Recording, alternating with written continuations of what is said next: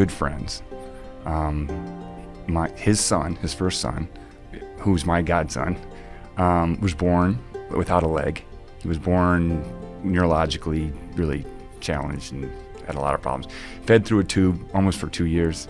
The kid shouldn't have lived. And but Jimmy is his name. He's a fighter. And so at 7 years old, Jimmy was still crawling around the floor and he was, by the way, it was a knee down, okay, prosthetic. And he couldn't use it. He couldn't walk with it. No chance.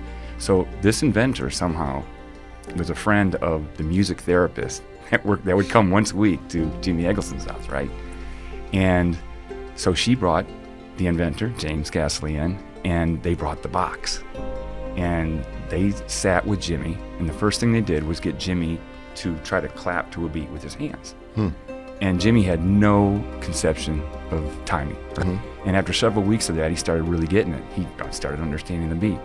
And then they had him in a seating position with his good leg, started to work on like dorsiflexion, rocking back and forth to a beat, that same beat.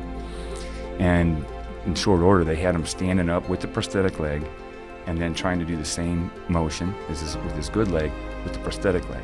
I was working for an aerospace company, and I get the call from his dad and said, "Matt, you cannot believe it. Jimmy is walking. In the last basically month and a half, 2 months, has made more gains from this crazy contraption than he has in his whole 7 years of life." And then I get another call a week later, and he says, I'm doing it. I'm gonna patent this thing. And I was like, but maybe this is the move. Maybe it's time to take a risk and go help Jimmy's. Well, so my journey has been so,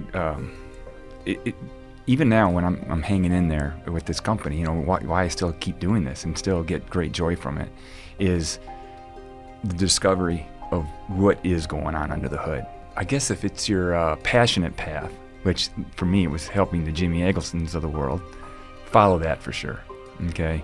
Because whether it's financially successful or not, you're going to be all in.